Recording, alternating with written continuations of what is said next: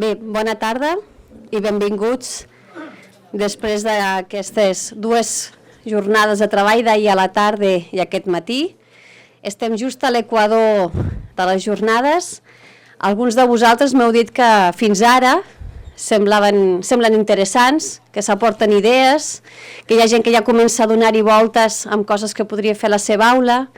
I aquí m'ha comentat, diu, jo pensava que seria només a secundària, però també hi ha coses de primària i d'infantil, que sembla que cada cop apareixen més a les jornades i per tant podem treballar des de diferents etapes i edats.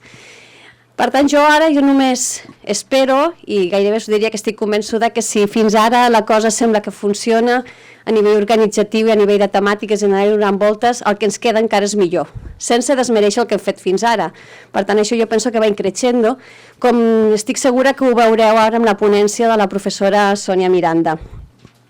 La veritat és que de la Sònia he llegit algunes coses, però voldria destacar que ella està fent una passantia aquí durant un any i les setmanes que ja fa que està per aquí, la veritat és que compartir amb ella cafès i sobretot l'hora del migdia, que és quan a vegades anem a dinar, és un vertader plaer. És un vertader plaer perquè des de la senzillesa més absoluta del que és ser una professora renombrada, una persona molt coneguda al Brasil i amb una feina d'una gran profunditat epistemològica, com veureu, amb aquesta senzillesa sembla que tot és fàcil i que el que fan a vegades dona la sensació que ho podem fer qualsevol. Després, quan comences a rumiar, després del cafè, te n'adones que la cosa és més complicada. I aleshores jo penso que la seva ponència demostrarà aquesta aparent senzillesa, però d'una gran hondo calado epistémico, que es diu.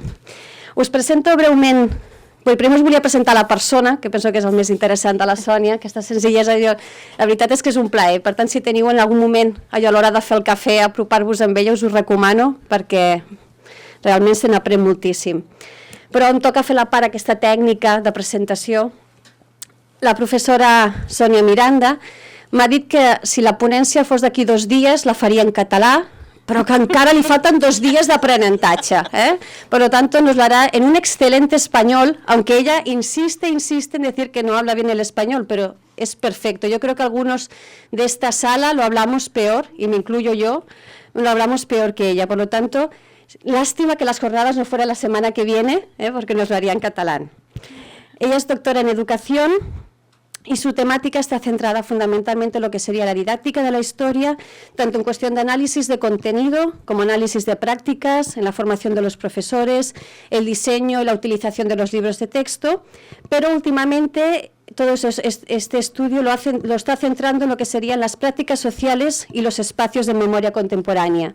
Lo que nos va a presentar es un ejemplo viendo la ciudad justamente desde estos espacios de memoria y de prácticas sociales que sería la ciudad. Además, es profesora en la Universidad Federal Juiz de Fora. Perdón por no hacerlo en brasileño, pero lo he intentado, pero no me salían las neutras. Está muy bien. Bueno, voy intentándolo. De aquí 2 días lo hubiera hecho. Es coordinadora del posgrado de educación, además imparte cursos y tutoriza a los alumnos de maestría y doctorado en educación, siempre vinculado en temas de didáctica de las ciencias sociales, didáctica de la historia. Es miembro de múltiples consejos editoriales y, bueno, simplemente de revistas, simplemente para destacar alguna, por ejemplo, lo que sería el Caderno CEDES, entre otros muchos. Y además es también secretaria de la Asociación Brasileña de Didáctica de la Historia, que a veces estos cargos que no parecen muy importantes son de gente que trabaja el día a día desde la retaguardia para hacer que las redes y los intercambios sean posibles, y yo creo que eso es importante. Sin más, os dejo con la profesora Miranda, con la doctora Miranda y con una persona realmente de lo más entrañable que creo que nos va a interesar muchísimo. Muchas gracias, Sonia. Muchas gracias. Buena tarde. Voy a empezar tentando, pero estoy muy contenta de estar aquí hoy con vosotros. Siempre me pongo muy contenta cuando voy a conocer profesores. Siempre voy muy contenta a conocer otros investigadores, conocer lugares, conocer ciudades. Y estoy realmente muy agradecida al profesor Joan por la invitación y también por su generosidad en orientarme en mi pasantía de postdoctorado. Y también estoy muy agradecida a Neus por toda su gentileza, pero también está muy guapa hoy para esta sesión. Bien, debo empezar a decir que estoy un poco temerosa, sí, con la cuestión lingüística, porque verdaderamente me gustaría de hablar en catalán. Me encanta profundamente ver una historia de resistencia cultural y una historia que gana fuerza con la lengua. Y a mí me gustaría mucho, pero no tengo competencia lingüística para hacerlo. Tampoco tengo buena competencia lingüística en castellano, porque mis estudios son muy recientes y voy a decir algunas tonterías lingüísticas por las cuales debo disculparme de principio. Voy a empezar un poco a decir yo había pensado para esta mi charla.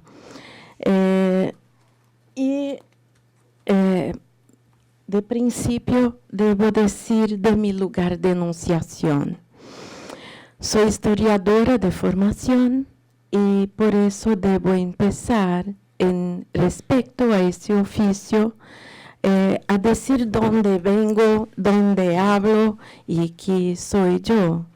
Estoy en un país, en una universidad brasileña, que es un país muy grande, y estoy en una ciudad, allí tenemos una marcación que no sé si vosotros pueden ver bien. Es una ciudad muy cercana de nuestra ciudad más conocida, que es Río de Janeiro. Tal vez vosotros algunos puedan conocer, sino verdaderamente en la ciudad, sino por la televisión, por la prensa. Digo todas las veces que en nuestro país todos nuestros problemas son en escala. Somos un país continental y tenemos grandes desafíos por un proceso histórico que ha provocado una sociedad con muchas desigualdades. Além de eso, estoy en un programa de posgrado en educación. Por tanto, es del campo de educación que se plantea mi reflexión, mi investigación, y con el campo de educación yo hago investigaciones sobre la historia desde el punto de vista de su enseñanza. Y más adelante estoy también en un grupo de investigaciones en este programa de posgrado en educación que hace investigaciones sobre las relaciones entre las prácticas sociales de memoria y el aprendizaje del tiempo. Bueno, sobre lo que pretendo hacer hoy en nuestra charla. Me gustaría empezar diciendo un poco sobre una historia personal de construcción de algunas miradas sobre la ciudad. Siempre digo a mis alumnos de posgrado que en un proceso de investigación lo más encantador y las cosas más interesantes están no camino y no en el resultado final expreso en una tesis o en un relatorio de investigación que muchas veces no tiene la competencia filosófica y no tiene, a veces nosotros en las universidades no tenemos tiempo para hacer en nuestros relatorios algo que sea capaz de nos poner toda la profundidad del camino. Y lo que me gustaría decir un poco ahora es sobre cómo la ciudad se ha planteado planteado para mí como persona y como profesional del campo de la educación como un campo de problematización. Y con eso trago una cuestión central, que es de qué modo podemos comprender la ciudad en sus potencialidades didácticas en lo que se refiere a la formación de la conciencia histórica y temporal. Creo que con esta pregunta podemos empezar a contestar algo que está en la gran temática de estas jornadas, que es en qué medida el espacio de la ciudad se proyecta como un espacio educativo potente si deseamos pensar y avanzar en la construcción de una sociedad verdaderamente democrática. Para empezar poéticamente, yo invité un texto que a mí me gusta mucho, uno de los últimos textos que han sido escritos por José Saramago antes de su muerte, en que él nos dice, donde él ha calificado como una carta de amor a Lisboa. Él nos hace pensar que físicamente habitamos un espacio, pero sentimentalmente somos habitados por una memoria. Memoria que es la de un espacio y de un tiempo, memoria en el interior de la cual vivimos como una isla entre dos mares. Uno que llamamos pasado, otro que llamamos futuro.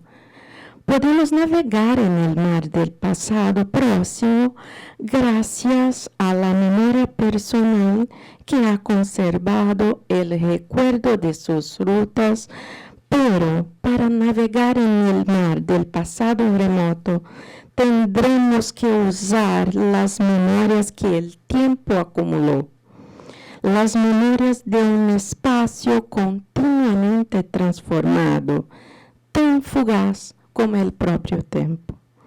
Creo que este texto es muy interesante para empezar porque él nos pone poéticamente, nos hace pensar poéticamente que nuestras experiencias con las ciudades son experiencias múltiples y son experiencias que verdaderamente son un punto de contacto entre nuestras diferentes culturas.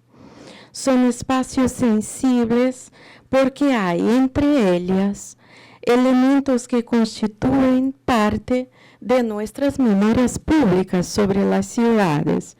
Y estas nuestras experiencias particulares con las diversas ciudades nos activan recuerdos y por veces permiten emergir algo que se ha olvidado y permiten emergir discursos y narrativas. Entonces, cuando yo miro cada una de esas imágenes, cada uno de nosotros en este momento activa una red particular de recuerdos y activa algo que tiene sentido para sí mismo.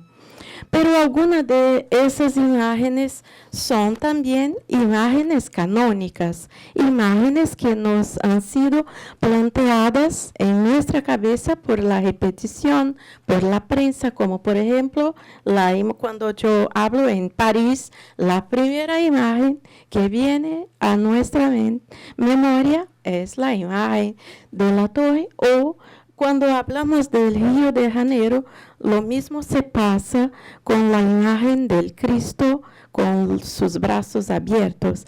Y aquí es interesante, no sé si quien está más al fondo puede ver un detalle muy interesante. Aquí hay dos imágenes. ¿Cómo se llama eso cuando compramos en las tiendas para enviar al correo? Postales. Son dos postales comunes que pueden ser comprados en la ciudad de Río de Janeiro, pero en el primero el Cristo está en su posición tal como en la realidad, y en otro el Cristo está de frente para nosotros. Entonces, es de esa situación que yo hablo cuando yo trago la idea de que hay memorias públicas que son construidas por los diversos procesos sociales.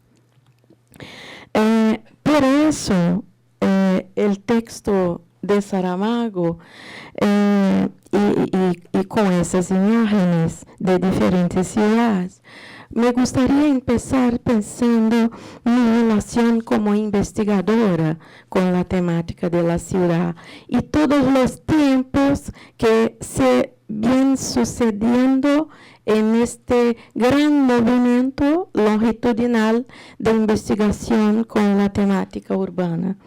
Cuando pensamos la historia de una construcción investigativa, debemos tener en cuenta que hay dos dimensiones muy importantes.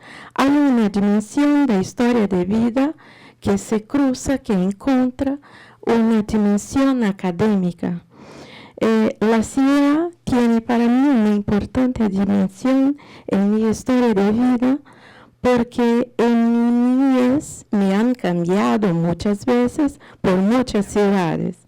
Entonces tengo por eso imágenes muy diferentes de ciudades, algunas más coloridas, otras más nebulosas. Y tal vez por eso la primera vez que yo leí el libro de Italo Calvino, de Las ciudades invisibles, se abrió para mí un escenario de comprensión que activó profundamente los sentidos sobre ciudad que yo tenía en mi memoria. Pero fue en mi trayectoria académica que la ciudad se abrió como un proceso de investigación. Primero, eso se pasó bajo el campo, no de la educación, pero bajo el territorio de la historiografía. En los años 80, mi maestría ha sido hecha en un programa de posgrado en historia. En aquel momento yo trabajaba en un departamento de historia de mi ciudad, de Juiz de Fora, que no tenía ninguna producción historiográfica más contemporánea. Y tenía algunas producciones planteadas sobre una narrativa histórica tradicional, heroica y factual. Y aquellos eran tiempos de se buscar una renovación historiográfica desde el punto de vista de la historia cultural. Pero eran tiempos en que la sociedad brasileña encontraba su camino en dirección a la construcción de una sociedad democrática. Y la cuestión urbana se planteaba para nosotros como una dimensión de lo real esencial sobre la cual la sociedad brasileña tenía muchos problemas. Y eso para el territorio de los historiadores implicaba en un tratamiento de la ciudad pensado sobre todo en torno de sus dinámicas económicas y sociales. Por ejemplo, Walter Benjamin, que hoy es un teórico muy importante para nosotros pensarmos las prácticas educativas y la educación con y por la memoria, y también un teórico que nos hace pensar sobre la ciudad, era en aquellos tiempos traído para leer la ciudad desde el punto de vista económico y social. Mi tesis de maestría, por tanto, se pasó intentando comprender cómo se dio la transformación de una ciudad precapitalista en una ciudad capitalista. Y hoy cuando por la mañana profesor Anthony hablaba sobre el proceso de cambio de los nombres de las calles. Yo he hecho eso en relación a los primeros 50 años del siglo XX en mi ciudad, cómo se ha planteado una forma urbana con un mercado inmobiliario y cómo se ha dado los cambios de los nombres de las calles, los significados culturales de los cambios. Por tanto, la ciudad pensada desde el punto de vista de la economía y sus reflejos sobre la política y un poco de unas primeras tintas, unas primeras miradas sobre el campo cultural. Pero después de aquella tesis, hoy, mirando para atrás, casi 20 años después,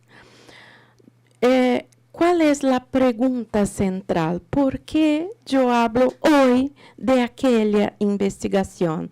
Porque allá lo local se ha apuntado para mí verdaderamente desde el punto de vista del territorio, de la práctica, de la historia, como un recorte de investigación. Eso no era tan importante en aquellos tiempos, pero hoy, mirando retrospectivamente la vida, yo veo que aquella práctica ha sido muy importante para comprender en realidad la importancia del recorte de lo local como categoría de reflexión. Después, cuando yo terminé mi maestría, yo me he cambiado para una facultad de educación porque en aquellos tiempos yo no podía en mi institución trabajar con las cuestiones de la enseñanza de historia en un departamento de historia. Y entonces se ha empezado un movimiento que después de esta transferencia, yo empecé a profundizar la temática de la formación docente, pero en mi tesis doctoral, lo urbano ha nacido otra vez con mucha fuerza, porque a mí me interesaba entender cómo lo urbano emergía como substrato para la formación de diferentes culturas cívicas con relación a la idea de memoria. Para eso yo me baseaba sobre todo en una idea puesta por Robert Putnam con relación a la idea de comunidad cívica y a idea de los cuadros sociales de memoria que nos ha sido traída por Auerbach. En aquella tesis que ha sido publicada en Brasil en un libro que se llama Bajo el signo de la memoria, el espacio urbano ha emergido para mí como una experiencia vital y como un espacio productor de cultura y de memoria. Y de este modo yo comprendí que el espacio urbano era una dimensión cultural muy importante para se pensar los procesos de formación de los saberes docentes. Y por tanto, la memoria como una instancia productora de sentidos, productoras del que Paulo Jedlowski va a decir sobre estructuras de plausibilidad. Por ejemplo, yo he visto en mi tesis de doctorado que profesores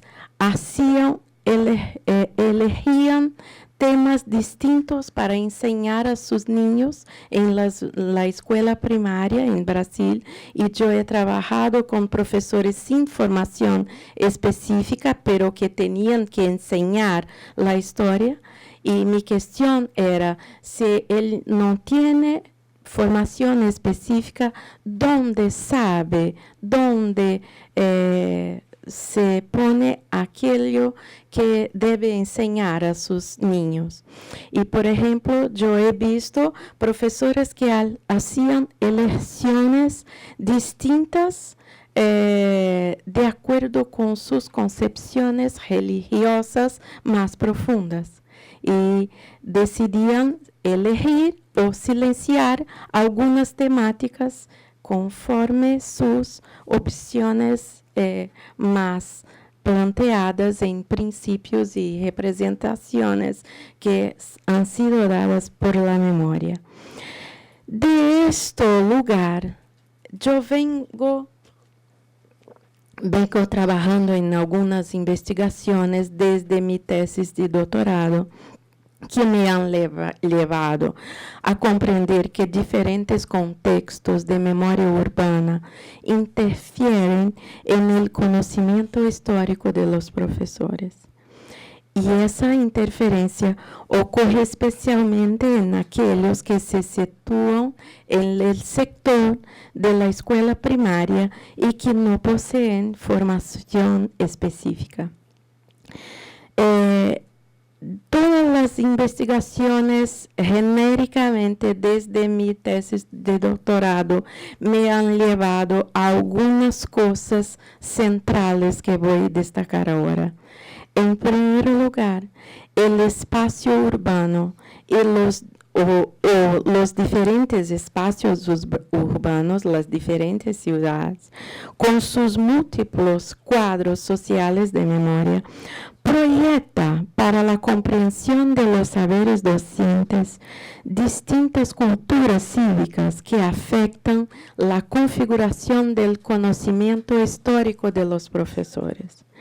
Profesores en ciudades distintas, lo que se relaciona a valorización del pasado y de la memoria. Esto en un país como el Brasil es algo muy importante porque tenemos distinciones muy grandes. Es muy diferente de lo que se pasa en Europa, por ejemplo, donde el pasado, las marcas del tiempo en la ciudad está plasmada en el espacio urbano con mucho más visibilidad. En Brasil tenemos muchas operaciones de destrucción, de silenciamiento y de olvido intencional de las marcas del pasado. Entonces, yo he visto que diferentes culturas en la relación con la memoria activan profesores desde puntos de vista distintos. El peso de las operaciones de memoria y de la variación de los proyectos de memoria en los procesos de constitución de los saberes docentes es sustantivo y no puede ser desconsiderado. Yo he visto eso más recientemente en una investigación que se ha cerrado en el año de 2011, cuando investigando los profesores del Brasil tiene un gran programa de formación de profesores a distancia que se llama Universidad Abierta del Brasil. Y investigando el aprendizaje que hacen los alumnos, los profesores en formación del curso de la Universidad Abierta del Brasil, el peso de la memoria local para explicar los hechos históricos es muy grande, muy fuerte, tan fuerte que los cursos de formación muchas veces no hacen ninguna diferencia. Dicho en otras palabras, eso significa que delante de una formación histórica preexistente pautada en explicaciones canónicas del pasado y una escritura más contemporánea de la historia, la mayor parte de los profesores en proceso de formación mantenían sus explicaciones que anteriormente le hacían dadas en su formación escolar inicial, de acuerdo con el que la colega de Chile, nos ha apuntado hoy por la mañana. Entonces, también dito en otras palabras, eso significa que debemos estar fuertemente alertas ante el hecho de que conforme las circunstancias sobre las cuales se asientan los procesos de formación, la memoria puede venir a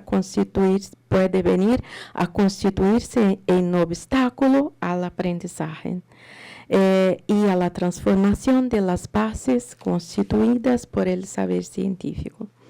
En esa misma dirección, yo verifiqué la existencia de fuerte peso de las elecciones hechas a lo largo de la vida escolar y la fuerza de los saberes provenientes de la historia escolar presente en su formación preprofesional, en una dirección muy cercana del que nos ha sido mostrado por Maurice Tardif y Clermont-Gautier. Bien, ¿por qué pensar eso? Movimiento de vida longitudinal desde el punto de vista de la investigación. Primero porque algo se abrió para mí a lo largo de este tiempo como principios epistemológicos y teóricos importantes para pensar la educación en la ciudad y con la ciudad. Primeramente, la idea de que lo local es un recorte metodológico importante en la investigación. Y si eso pasa en la investigación, debe pasar también en la enseñanza. Esta es una derivación didáctica muy importante de una cuestión epistemológica central. En segundo lugar, yo he tenido con este movimiento la profundización de la comprensión de que existen variaciones culturales significativas en los proyectos de memoria y voces de sujetos plurales en esos proyectos. Voy a hablar un poco más de esto en un rato de tiempo. Culturas urbanas con variaciones en perspectivas cuanto al tiempo. Diferentes culturas urbanas en la relación con la memoria y con el patrimonio derivan, proyectan diferentes relaciones de saberes con la cuestión temporal. Después, la necesidad de mirar la memoria en su dimensión de positividad y afirmación de otras identidades, que será el punto final de mi charla. Y, al fin, la dimensión educativa de los espacios no escolares. Con eso, podemos pensar entonces en el que me trace aquí hoy. Primero, ¿cuáles son entonces las potencialidades educativas de la ciudad?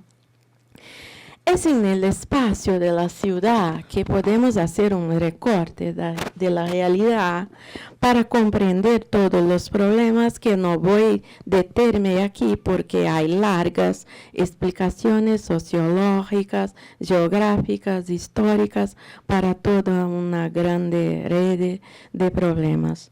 Pero es, por tanto, en el espacio de la ciudad, por tanto, en el recorte local del que pasa en la ciudad, que podemos observar y ganamos posibilidades de inferir, explicar, reflexionar acerca de los problemas sociales principales del mundo en el presente. Pero la ciudad nos presenta más que eso.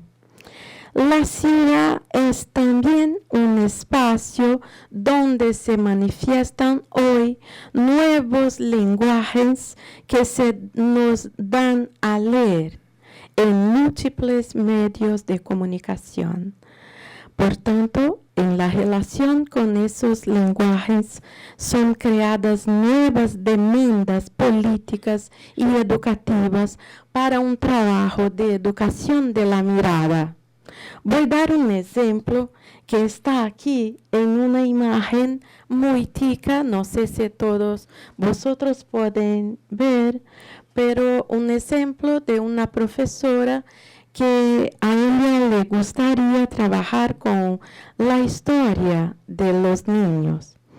Y ella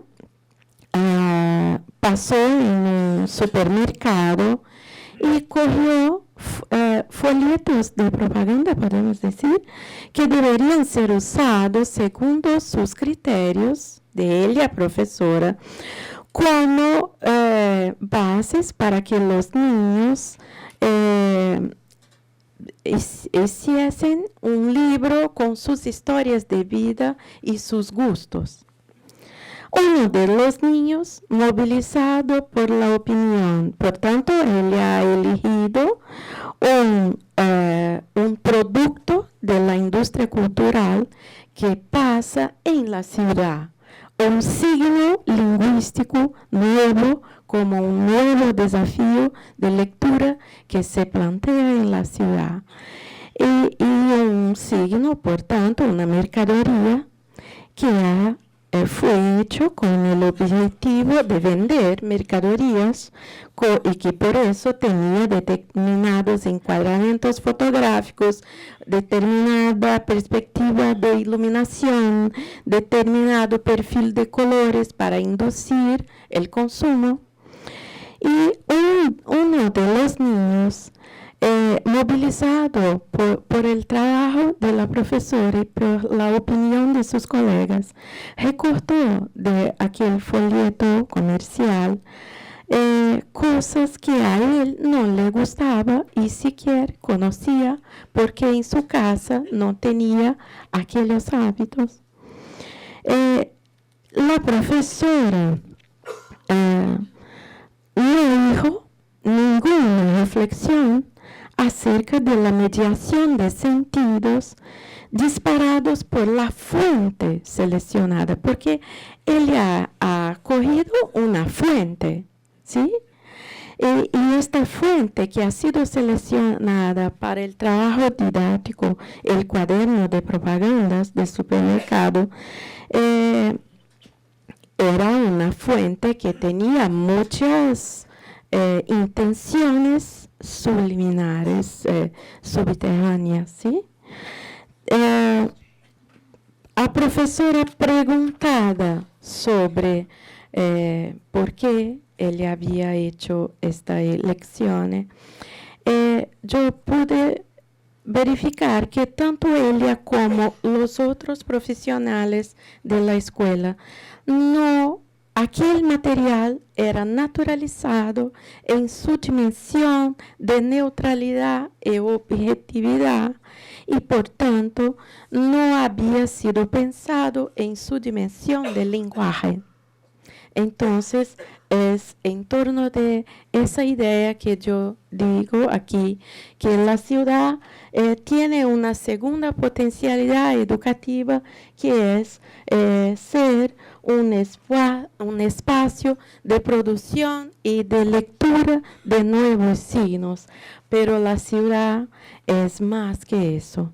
Para más allá, en la ciudad vemos nuevas formas de creación provenientes de muchos movimientos de resistencia cultural y política que, de acuerdo con aquello que nos habla Michel de Certeau, nos presentan muchas tácticas emanadas de las artes del hacer, con sus códigos, rutinas y gestos. Si vuelve posible la práctica educativa desenvuelta en el campo de las ciencias sociales, notar e inquirir todas esas prácticas. Entonces, es en la ciudad que el espacio público, el espacio urbano, perdóname, se transforma en espacio público. Y por eso es en la ciudad que se dan lo que un colega de Brasil se denomina de contrausos de la ciudad. Los contrausos de la ciudad, según él, pasa cuando las acciones atribuyen sentidos de lugar y pertenezco a ciertos espacios urbanos y de otro modo esas espacialidades inciden igualmente en la construcción de sentidos para acciones. Y con esta idea me gustaría pensar un poco una experiencia que no solo es una experiencia muy impactante en Brasil hoy, como es una experiencia muy impactante para mí como profesora formadora de profesores, porque eso es un lugar de formación que yo tengo con mis alumnos en la universidad como un espacio educativo muy potente.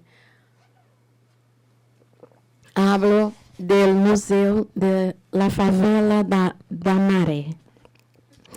La Favela da Maré es una de las favelas más conocidas de Brasil. Cuando vosotros ven en la televisión que la policía ha ocupado la favela, todo se pasó en la Favela da Maré.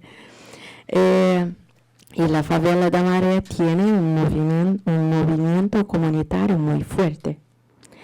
Y este movimiento, con ese movimiento ha culminado en 2006 la apertura de un museo dentro de la favela.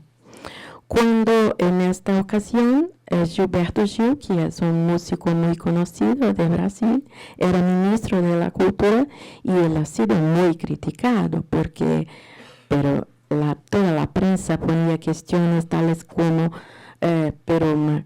¿cuáles objetos van a tener en un museo de una favela?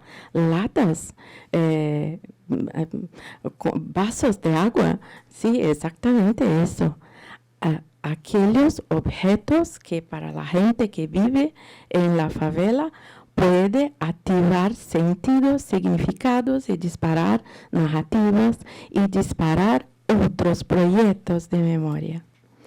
Pero yo tenía muchas cosas a decir, pero lo que quiero destacar es que pensar en esta idea, pensar en la experiencia del Museu da Maré, nos permite pensar en una experiencia que nos plantea otros proyectos de memoria, perdóname, otros puntos de vista que hacen un movimiento de confrontación muy potente.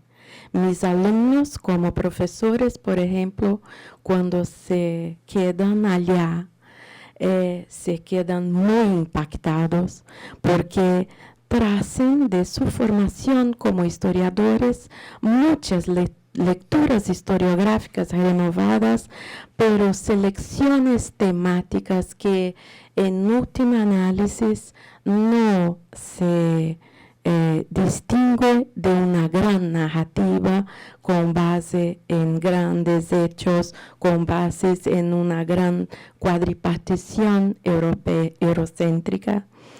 Y cuando se quedan allá, son tomados en primer lugar por una fuerte emoción de ver una otra memoria posible, un otro proyecto que los puede hacerlos pensar que, por tanto, muchas ciudades, y no solo el canónico en la ciudad, no solo el centro de la ciudad o los edificios más importantes que han sido monumentalizados por las operaciones de memoria pueden ser elegidos como proyectos de discusión.